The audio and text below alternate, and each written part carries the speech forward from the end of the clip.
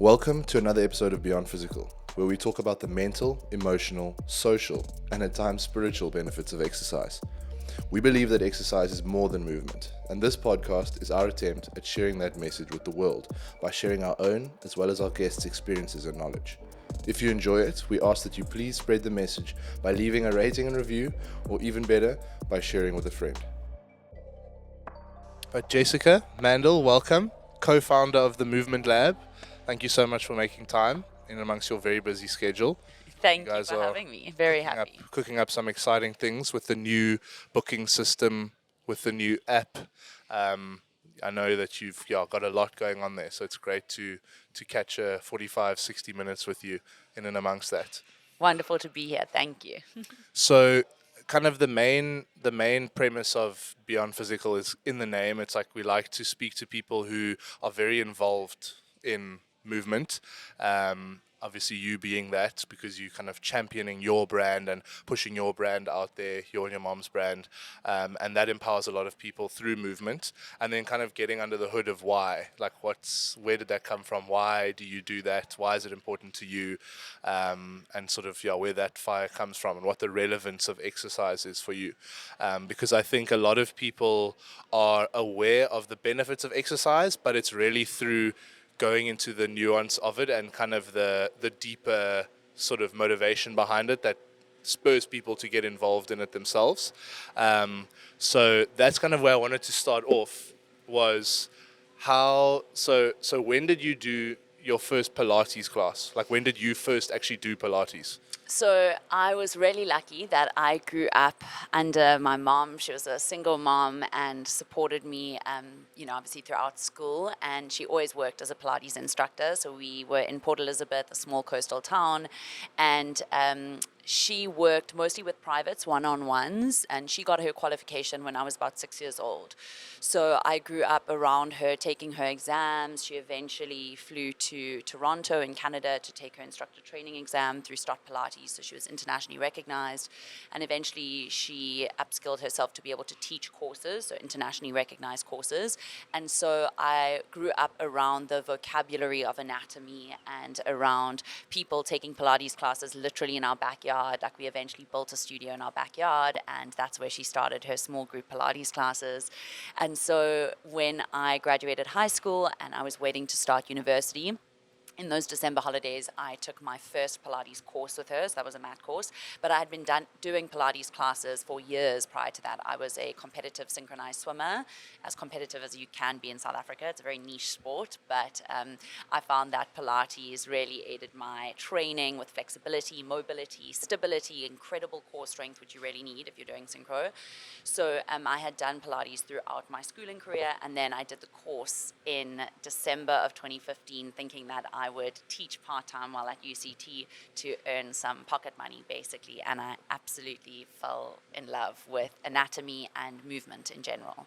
Okay, so you were exposed to Pilates from a very young age. Was it something that immediately kind of resonated with you and excited you, or did it take some nurturing from your mom to like get you to start playing around with it and experimenting a bit? Yeah, I think it definitely took nurturing, and she is so passionate that it is really infectious. In everything she does in life, she is passionate, but specifically with Pilates, it is her purpose and her driving force, and sharing that with others and with people is what, gets her out of bed in the morning. And seeing that and seeing how she helped people, how she motivated people, and how she got through really difficult times in her life, through movement. And so it wasn't necessarily Pilates, it was the power of movement and how it could elevate your day-to-day life and get you through some really difficult times. And I witnessed how it helped her, and I think that inspired me to take it further, because I wouldn't say that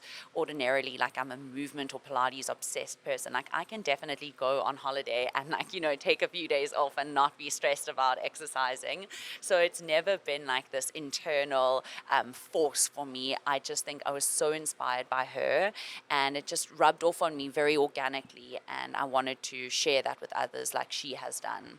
So you kind of you observed and kind of witnessed her using movement to navigate challenges in her life. But I mean, that obviously takes quite a level of I don't know if it's emotional quotient, but like definitely being very dialed into what somebody's doing, like noticing the kind of importance of that thing, just not as something that she's doing just because, but it's actually a very important kind of mechanism to work through difficult things. Yeah, absolutely. I think that her being a single mom, and I don't have any siblings, so it was literally just like her and me against the world, you know. And so you do develop maturity beyond your years, I think. And I was, you know, forced to grow up a little bit sooner because I had to be quite independent because she was working a lot, taking a lot of clients to, you know, support me. And so you become very emotionally dialed into that person who is like your anchor and your rock. And so, yeah, you develop that emotional awareness. And I think that Pilates is something that brought us together, it brought us closer, and we still to this day are joined at the hip. You know, we still live together, we run the business together, and there is no one else I would rather do it with. And I feel so incredibly lucky and grateful. And yeah, she is what started me on this journey, and hopefully we can elevate it together from here. I think that's awesome that it's so rooted in sharing how movement can help other people kind of navigate difficult times. I think that's awesome. It's something that resonates with me too. I think that's a really incredible kind of north star, you know, guiding principle around what you're actually doing. And it does totally transcend the physical side of it, which is so cool. So you took your first course, Pilates course in matric, you said. Just after, so yeah, 2015 December. So I just finished matric, about to start uni, and yeah, I took my course. Okay, and university was UCT, and it was business science with finance as your major, Yeah, correct? business science, and I majored in finance and accounting. I loved business at school and accounting and ecos and those kind of subjects. So I really thought I was going to become an accountant. Like I thought I would go to UCT, do my business science, do GDA, do my articles at like PwC, and then I'd be an accountant at some big firm, and maybe I would take Pilates classes in the evening, not teach, even just do them, you know, for my own personal wellness and well-being. So that was the trajectory that I had planned after graduating high school, but obviously, you know, things took a different path, and I'm so happy they did. And where does the Alan Gray Orbis Foundation fit into this? Because obviously you've got this route mapped out in your head. You kind of quite set on doing that. You on the path to executing on that. Alan Gray Orbis Foundation comes in when in matric as well. So I needed to find funding for university, and so I applied to a bunch of scholarship programs, but the one that I really wanted to get into was the Alan Gray Orbis Foundation. So they are very different to other scholarship programs in that they don't bond you to work for them. So after you've completed your university degree, they don't expect you to work for the company in order to kind of pay them back.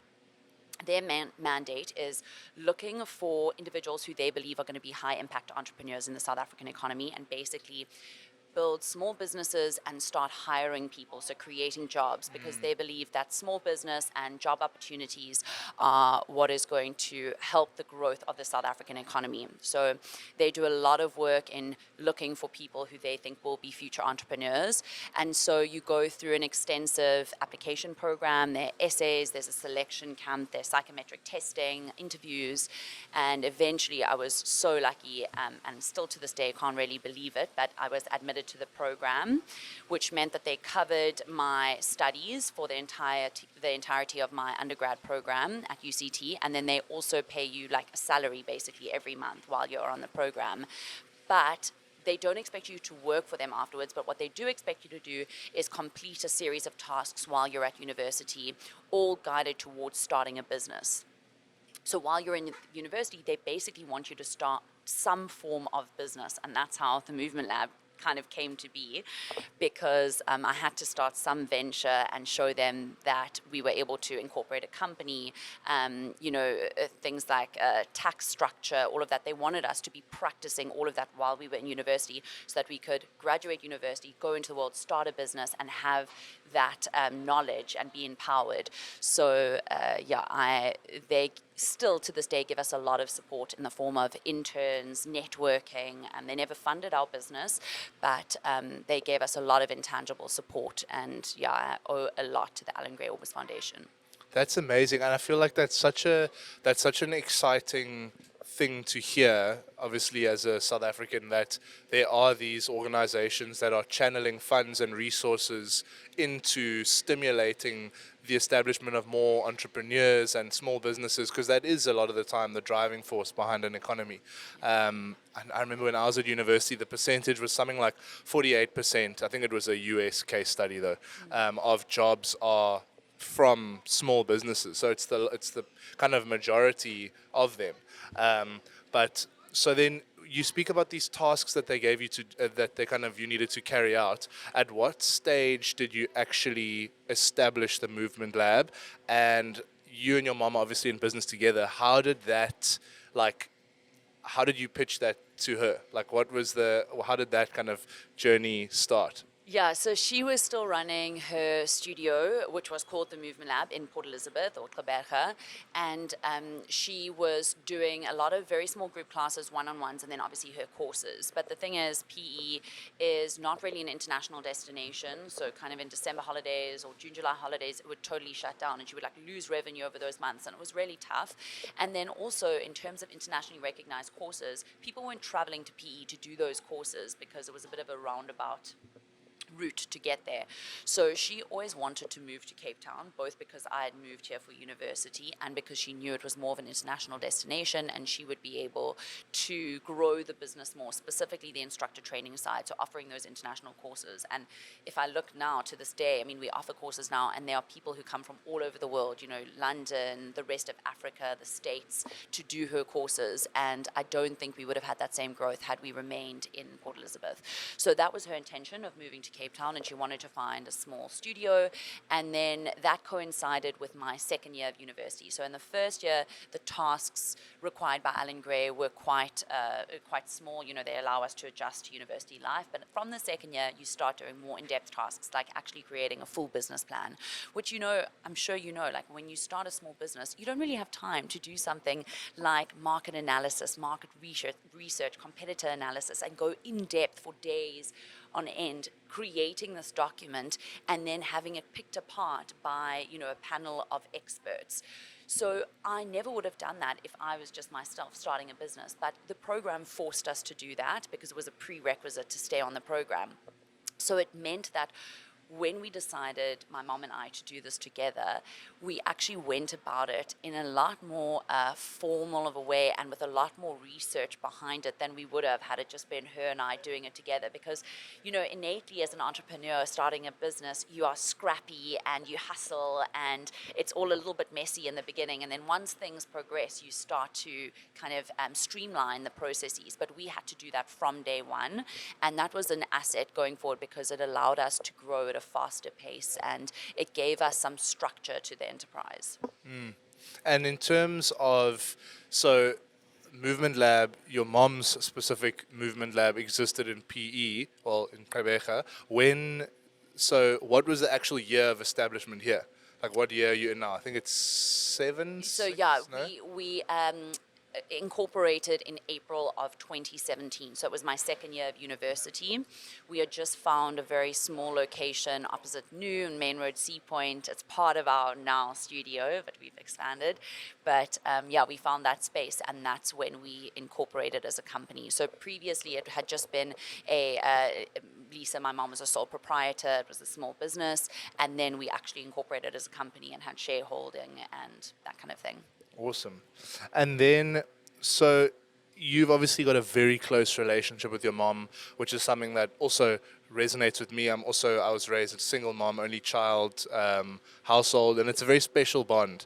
It can be turbulent because it's just the two of you, but I think it must be a really, really interesting and special sort of experience working with your mom. How has that been? Has it been what you expected? And what are some of the challenges around working with family in general? Because it is like a topic that is covered often, is working with family. Absolutely. I mean, I'm laughing because yesterday we had a huge fight, and I mean, she'll tell you this as well. It's no secret. We had a huge fight, and we were both like, I'm quitting. This is done. We are over. And we probably have one of those big fights maybe once every 6 weeks. And it can be very combustive, but we both in the moment know that it's going to be okay. It's the most incredible partnership, because I know everyone warns you of partnerships, and it is a really difficult part of business, going into business with someone. And I think the key to that is trust. And I just know there's no one in the world that I trust more than my mom. And it's no matter what happens, I know she has my best interest at heart. I know she has the business's best interest at heart. And she is just beyond a mom and a business owner. She is the most incredible person with such integrity, and there's no one I know better and no one she knows better than each other. So I don't think I could do this with anyone else, because starting a business is really lonely, and there are days where you need someone to share the load with. And often when we go through trying times in the business, and we've had many failures, I often sit at night and think like, geez, I don't know if I could do this if I was on my own, because you just feel very exposed and very vulnerable, and we really go through those times together. And it would be tough to do it without her. But having said that, there are also cons to it, because we have such a great interpersonal and emotional relationship with each other, but we maybe sometimes don't have the best professional relationship, because it's tough to set those boundaries, right? Sometimes when we are having a discussion in business, she takes on the mom role and tries to like veto the decision, and whereas we should come to a consensus, and she can't really just like override. So that's a tough thing that we have to navigate. Obviously, there is a natural power imbalance. She's my mom. I will always look up to her. I will always idolize her.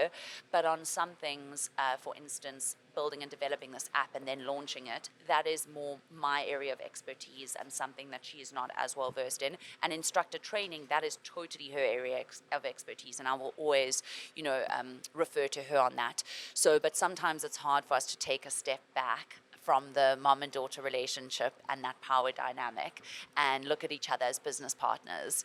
We always, you can't take it away. She is my mom, I'm her daughter, and that's how we see each other. Yes. So that's difficult.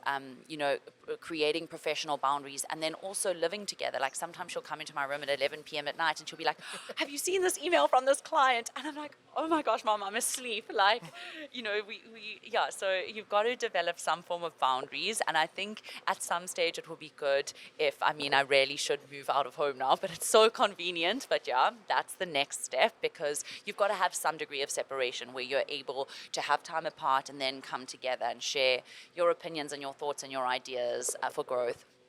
Because at the moment it's like 24/7. Yeah. Yes. So that's That difficult. boundary setting thing must be very tough in terms of switching off. That's where my mind went. And we spoke about Andriana from Burnt before we started chatting now. When I spoke to her and Pierre being married, living together, for them it's also incredibly difficult to switch off. You've got to, and it's hard when firstly, you're both so passionate about the thing and you love what you're building so much that you've really got to kind of force yourself to switch off. And when you are so close personally to your business partner, it must be very difficult. And also what you spoke about in terms of the kind of the mom-daughter kind of dynamic, that dynamic has existed for much longer than your business, like your working relationship. So it seems to me completely natural that you would revert to that dynamic a lot of the time. Yeah. And obviously being in it, you're far more aware of how things work. But I think it kind of feels like you're both very aware of where each other's strengths lie. Yes. Even when sometimes that natural dynamic of mom-daughter slips in, it's still very clear, you have the predominant knowledge in a certain aspect, she has it in another aspect, and it kind of flows and fits in. But I'm sure that is very tough. And from the point of view of a solo founder, when I look at other business owners, I also often think, because it's kind of natural, kind of in our little Sea Point community, you connect with other business owners and you chat about each other's challenges. And I hear a lot of stuff around the challenges of partnership. Yeah. And it is difficult to be alone, but I also sometimes think to myself, fuck, I'm glad I don't have to deal with factoring that side of it into the whole equation. But you guys have built something so incredible, so so kind of distinct and, as part of just movement in Cape Town. And I think anyone who comes here and wants to get involved in movement is so aware of what you guys do. Thank you. And that's a huge success. And it's kind of like, you mentioned some failures that you've encountered. I think it'd be really interesting to hear maybe what one or two of those were. What is something that's really tested you guys? Because from the outside, I'm kind of like, you guys, you can do no wrong. Obviously, if you think in Oh it, no. like if you really go deep into it, you'll be like, of course, that took a bunch of stumbles and falls and trips to get to that point. Yeah. And you're still having a lot of teething pains because you're growing and you're pushing for growth. But what is something that's really challenged you? What would you kind of see as a failure or a learning point Yeah. that you guys have had to work through? I would say I have a tendency to be too trusting, and that has posed significant issues in terms of contracts, entering into leases specifically. When we first. With like your landlord. Yes, Okay. exactly. Yeah. So that was a big mistake that I made. So that is a part of the business that I kind of look after, contracts and lease negotiations. And just because, my mom never studied, she never went to university. She did her Pilates training later in life once she had the capital to do so. But I have the business degree, so I should be the one that knows, how those things work. But I was still in university when we were, as I said, I was in second year when we negotiated our first lease, and there were some critical elements that I missed. And I used to enter into contracts thinking that they were non-negotiable. I thought, okay, well, your landlord gives you a lease and you just sign it, and that's kind of what we did in our first lease. And that's what I did with like payment processes, like, if you are signing with a new card machine. I used to think that those contracts, they were just as they were. And now I've realized you've got to negotiate everything. You've got to fight for yourself because no one else is going to fight for you. And so we were still in that same lease when COVID hit. And, COVID is something that you don't think of when you're entering into a lease. You don't think of those once in a lifetime events that could potentially shatter your business or threaten your business as a going concern. And so I just didn't think to put in any clauses about events like that. And so COVID hit, and obviously we all know, we had that level 6 lockdown, and it was immediate insomnia. I'm someone who, sleeps really well. I literally couldn't sleep at night. I would like wake up in cold sweats because for us, we take members' payments and they attend classes. If we can't offer any classes, we can't in good conscience take people's payments. So we had a massive cash flow issue. We had to pay these, large rent payments, and I just didn't know if we would make it through. I thought we would go bankrupt, and there was like a moment where we really thought like that was the end of our business, and it was a couple weeks of extreme, like basically terror.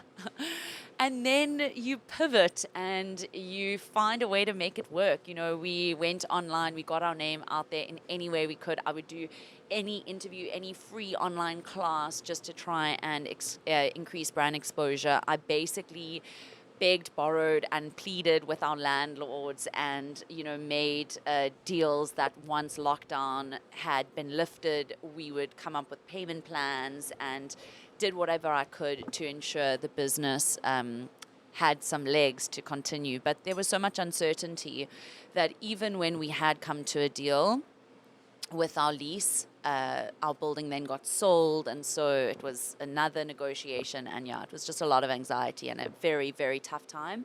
But I learned a lot in that, and now I feel like a lot more fierce going into any contract negotiation. I feel equipped with so much knowledge that I didn't have before.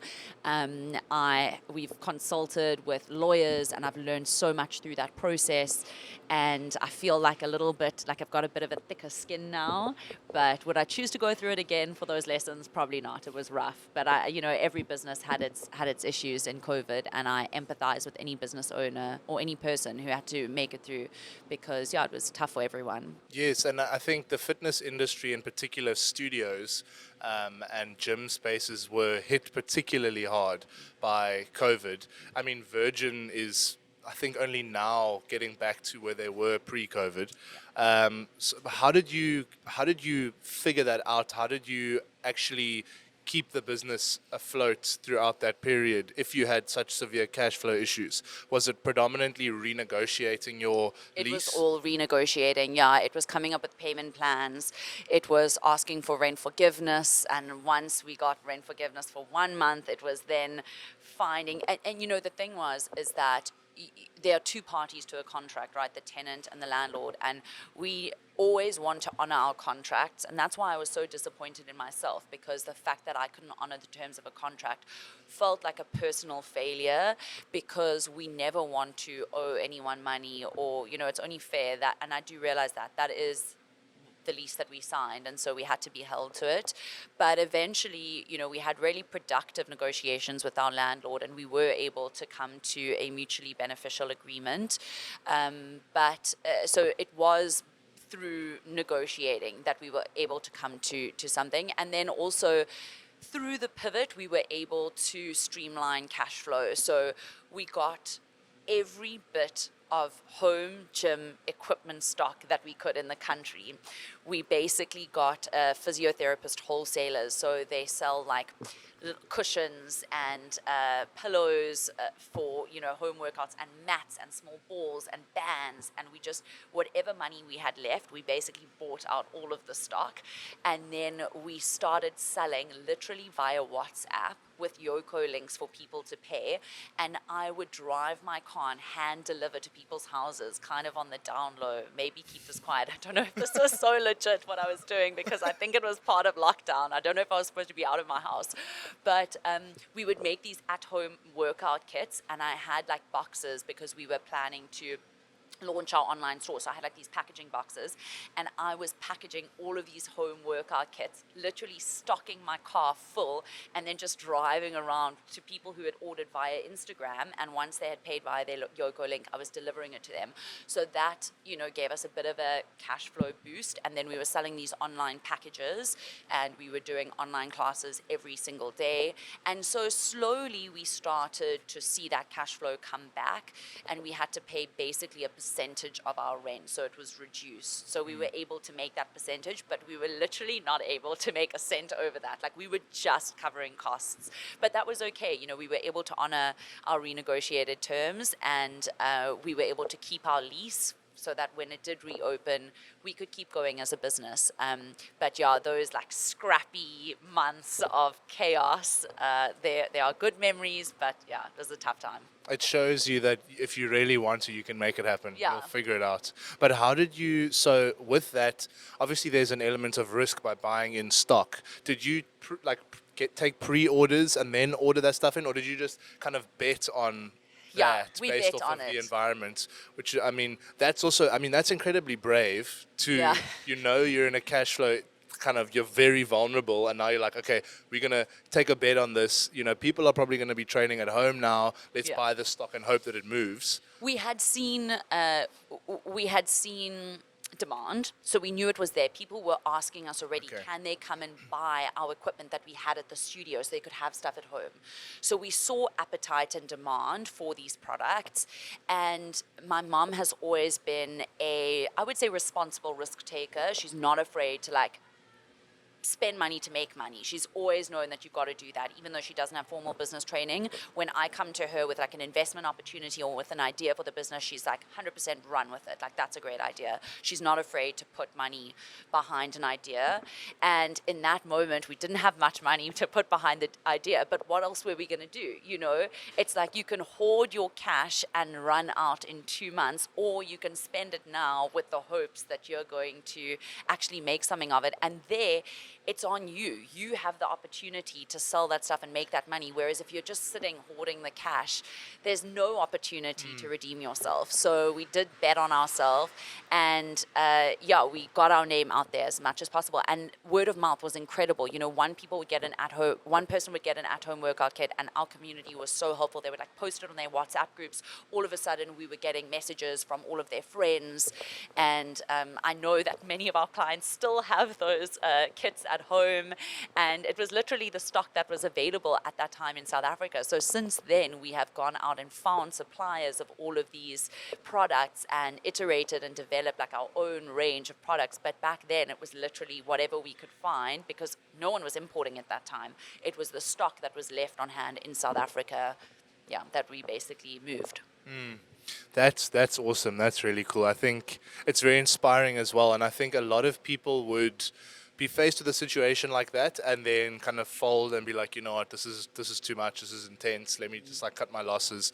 Where do you think that kind of grittiness, that resourcefulness comes from, and like why? What made you kind of dig like that to make it work? As I say, I don't think I could do this on my own. I think I probably would have like shriveled up and yeah, I don't know if I would have made it out if I was alone. But my mom is innately a fighter. She has an incredible fighting spirit. She, I won't speak to her personal struggles because those are her personal stories to share and I'm sure she will. But she has been through crazy stuff in her life and she just fights through it. She has a heart of gold. She loves fearlessly and forgives and just is absolutely incredible, and she doesn't take any rubbish or shit. You can cut it out if you need to, but she's hardcore while still being, filled with love and passion. So she's got this tough element to her, but then also the soft side, and she balances those two beautifully. And so we kind of held each other's hand through it, and that's what got us through, the love and the passion that we share together, and the knowledge that like this is what we want to do. This is our calling, this is our purpose. And we knew COVID, while it seemed to get longer and longer, was eventually going to end, and we would get back to a place where we could grow the business. So we just had to get through that time, and that was kind of our light at the end of the tunnel, that we knew once we were through COVID, there was nothing else we wanted to do. I didn't want to go and work in a corporate or be an accountant. This is our passion and our true purpose, and so that is what we fought for. And I think I get my fighting spirit from her, but I don't think I could have done it alone. We did fight through that. I love that. That's awesome. I wanted to ask a strategic question around how you guys have crafted your offering and your brand. So, for smaller businesses in general, but specifically health and fitness ones, the way that we generally sort of distinguish ourselves is by picking a thing and being really good at that thing and then becoming known for that thing. Is that something that you guys intentionally did, or is it more organic and an extension of, as you said, your purpose, what you love, your passion? Because I mean, there can be a lot of distractions. Yes, we can look at them as like cross-sell, upsell opportunities around, let's introduce a range of this, let's start these classes, let's start those classes. And you do obviously have a variety, but you are still very much distinguished as the Pilates studio. Was that very intentional, or has it just been following what feels organically like the right thing and what you guys enjoy? I'm really glad that that comes across because that is very core to our business and our business strategy. We have been doing Pilates, or specifically my mom has been doing Pilates long before it was a trend. Like now you see on TikTok that it's popular, and that's obviously great for our business, and I'm so happy that more people have come on to enjoy and love Pilates. But this is something that she's been doing, since I was 6 years old, as I said. And so she is an absolute expert in every sense of the word. She trains hundreds of students a year to become internationally qualified instructors. And she is, I'm so biased, but she's the best at what she does. She really, really is. And so that, every instructor who works at our studio has done the Start Pilates courses, and that's not something to discount. Those courses are really tough to get through. They are anatomically intensive, much more so than any other training on the market. And so that is, although our instructors often do different courses and explore other modalities, at the root and heart of it all is our foundational Pilates training. So no matter what other influence we bring into the class, it always goes back to the basic principles of Pilates. And that's because it's what we believe in. It's what we've personally seen results in our life. Some of our some of our instructors have come back from crazy injuries. Lisa had a full hip replacement because of a cycling accident, and she rehabbed her hip through what we teach. And so we believe in it, and we are not going to get thrown off course by fads or new things that come about. Those are wonderful, and other people will offer those, but we know what is at the core of our business, and anything that doesn't align with our core purpose, it's not for us. And so we are very focused on our offering and ensuring that we are authentic to who we are. That's exactly the word that was going through my mind when you were kind of explaining that, because I think that also resonates well with people, is if they can tell that you're being authentic. You're doing it because it's core to who you are. It's core to what you're building and what you love. It's not something that you think is trendy, and because people can smell that from a mile away. And it's such a weird part about crafting a brand is, I don't know if you had this, but sometimes you have a vision for the brand and you're not too sure how you're going to bring that vision to life, but just by virtue of your, like you said, your passion and what your intentions are and what that vision is, then that thing sort of comes to life. Yeah. I mean, I'm not such a woo-woo person, but manifestation really does work. Like, I truly do believe in it. I had visions of what the studio would be, what classes would look like in 2017, and I was completely delusional. Like, if I look back at 2017, we had a tiny studio and we had no clients. We started with literally 0 clients, and yet, I truly believed we were the best Pilates studio, and that's because of the love and respect I have for my mom as an instructor. And I just thought, like, no one does what she does, and if she can share what the knowledge that she has to offer, this is going to be successful. And I truly believe that. But now I look back on that time and I'm like, I was completely delusional because we were such a small studio. We literally had no clients. I can't believe that I had such a blind belief in it. But thank goodness I did, because yeah, I do believe in a certain extent to manifestation, because this is the studio that we spoke about from day one. That's amazing. So I have maybe a second last question, which is, so you are a very passionate and driven duo. You two have, got this amazingly established community, very passionate client base, as we were speaking about before. It's difficult to introduce certain things because they just love the way things are, which is normal. And I think actually it's a compliment to what you're doing, because it is such an ingrained part of their life. You've expanded and grown into Claremont. And that's obviously kind of testament again to what you guys are doing. Is there kind of a roadmap to another location? What is that roadmap? And is there any sort of timeline on that? Yeah, so we had a couple pain points that were holding us back from further expansion.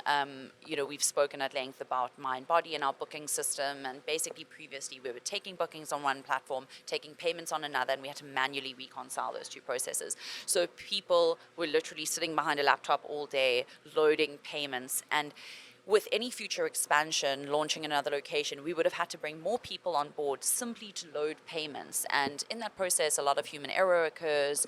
There's a time lapse between when people pay and when they're able to book, because you've got to manually load it.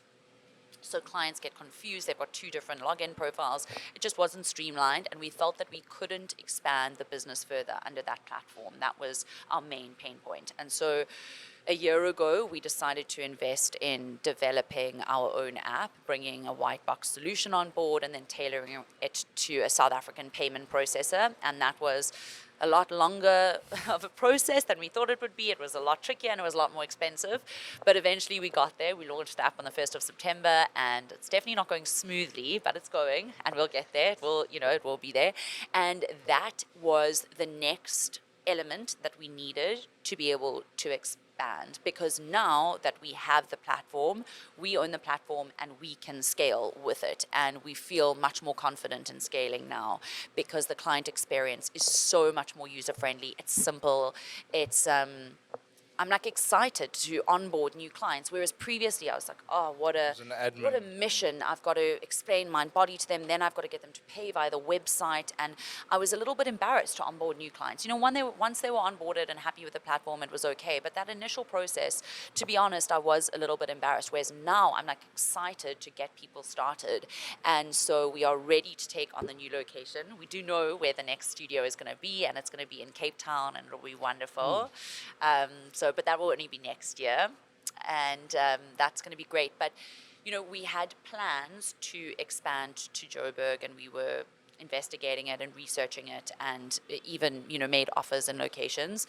But it is such a hands-on job, and the more we do it, the more we realize that running it remotely is almost impossible to maintain your standard of quality. And I'm sure you experience this as well. Like, there are just certain things that don't happen when you're not there and you're not present.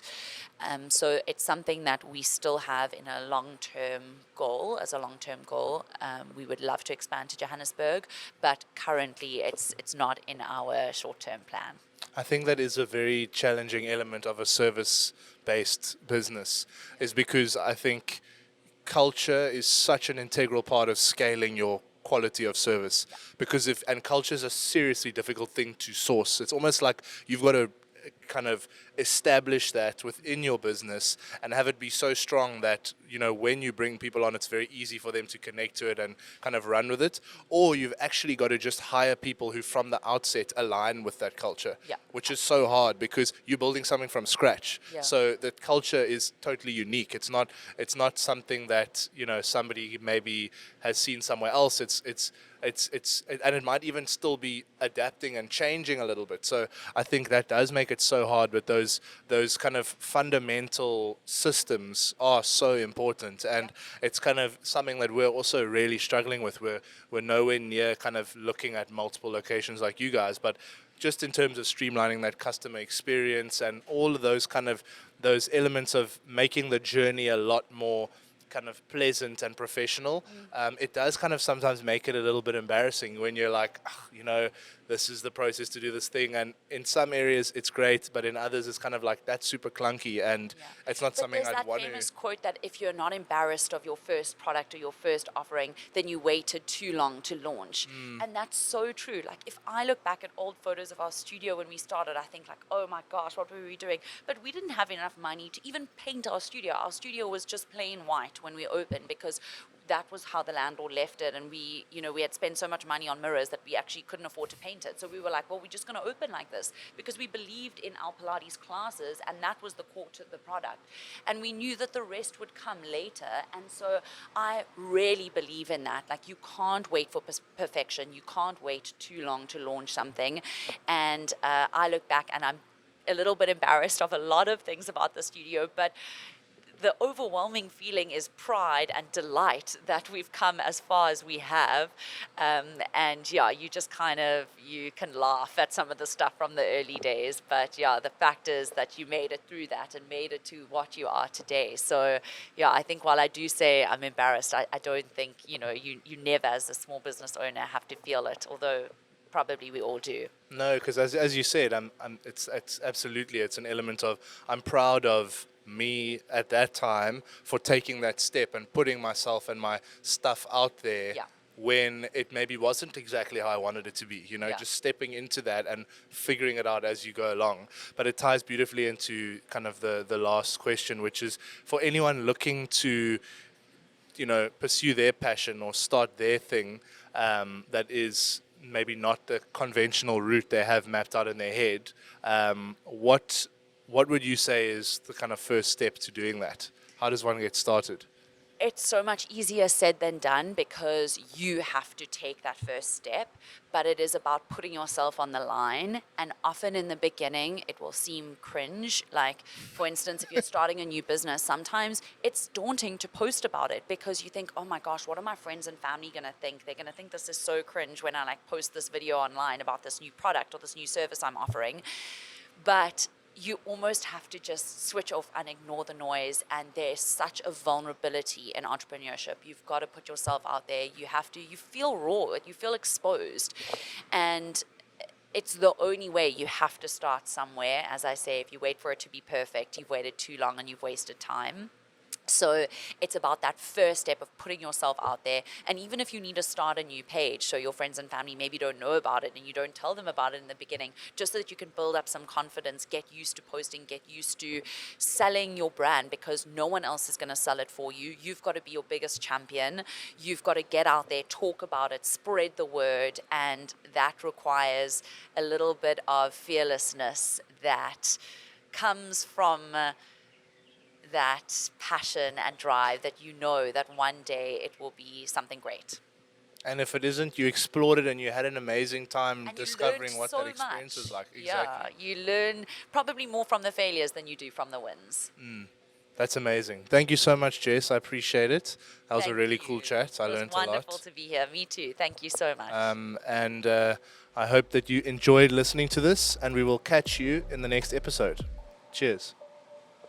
Thank you so much for listening to the show, guys. We love answering specific questions. So if there's anything you want to know, leave a comment or reach out to us directly at HorizonZA on Instagram, or email us at movement@horizongym.com. Until next time, I'm your host, Seb Prentice, and this is Beyond Physical.